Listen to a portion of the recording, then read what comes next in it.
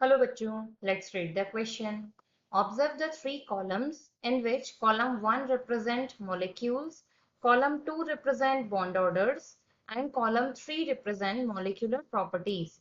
Properties of molecule explained by molecular orbital theory like magnetic nature, orbital mixing.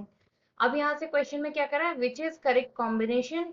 हमको 4 यहाँ पर उसने combination बनाकर दिए हुए हैं, इनमें से करेक्ट हमको पहचानना है। तो यहाँ से हमारा की कंसेप्ट क्या हो जाता है कि हम आज इस क्वेश्चन में बात करेंगे मॉलिक्यूलर ऑर्बिटल थ्योरी के बारे में। अब देखो, अगर हम यहाँ से ए वाले ऑप्शन की बात करें तो ए में वो थर्ड यानी कि F2 के लिए बात कर रहा है।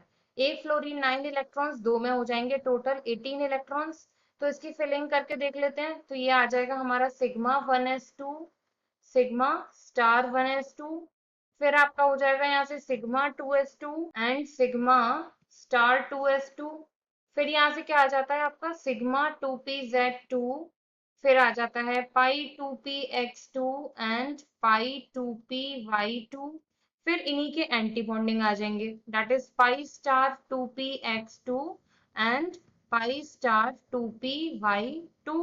तो अब हम यहाँ से अगर इसका बॉन्ड ऑर्डर देखें तो इसका बॉन्ड ऑर्डर कितना आ जाएगा। तो बॉन्डिंग इलेक्ट्रॉन्स है हमारे 10 यानी कि बिना स्टार वाले, और एंटी बॉन्डिंग है 8, तो 10 माइनस 8/2 से ये कितना आ जाएगा यहाँ पर आपका 1। अब देखो उसने थर्ड वाले के लिए क्या बोला है कि सेकंड इक्वल होना चाहिए कॉलम 2 में, तो सेकंड का मतलब है 2.5, लेकिन हमारा बॉन्ड ऑर्डर कितना आ रहा है 1, तो ये ऑप्शन हमारा यहाँ से क्या हो जाता है रॉन्ग। अब बी वाले की बात करते हैं। बी में इसने लिया है third one, that is F2 molecule, वापस इसी मॉलिक्यूल की बात हो रही है। उसके लिए कह रहा है थर्ड वन यानी कि बॉन्ड ऑर्डर 1 है, बिल्कुल ठीक बात है। क्यू में उसने बोला है कि यहाँ पर sp मिक्सिंग होगी, जबकि अगर हम यहाँ बात करें कि ऑक्सीजन, फ्लोरीन और नियॉन मॉलिक्यूल्स के लिए sp मिक्सिंग नेग्लेजिबल हो जाती है। तो sp मिक्सिंग नेग्लेजिबल क्यों हो जाती है, क्योंकि s ऑर्बिटल और p ऑर्बिटल के बीच का जो एनर्जी डिफरेंस है वो यहाँ पर हो जाता है बहुत ज्यादा मैक्सिमम। तो मैक्सिमम होने की वजह से क्या होगा कि ये आपस में ओवरलैप नहीं कर पाते, तो ये sp मिक्सिंग यहाँ नेग्लेजिबल आएगी। तो ये ऑप्शन भी हमारा यहाँ से गलत हो जाता है। अब सी वाले को लेकर बात करें, सी में क्या बोला उसने, सेकंड वन यानी कि जो O2 पॉजिटिव है इसके लिए बॉन्ड ऑर्डर की बात हो रही है। तो O2 में होते हैं 16 इलेक्ट्रॉन्स और O2 पॉजिटिव में कितने हो जाएंगे 15 इलेक्ट्रॉन्स। तो यहाँ से देख लेते हैं, ये यहाँ पर आ जाएगा आपका sigma 1s2 and sigma star 1s2, sigma 2s2, sigma star 2s2। इसके बाद आपका यहाँ से आ जाता है सिग्मा 2pz2। फिर यहाँ से क्या आएगा पाई 2px2 एंड पाई 2py2। यहाँ से कितने इलेक्ट्रॉन्स हो गए यहाँ तक आपके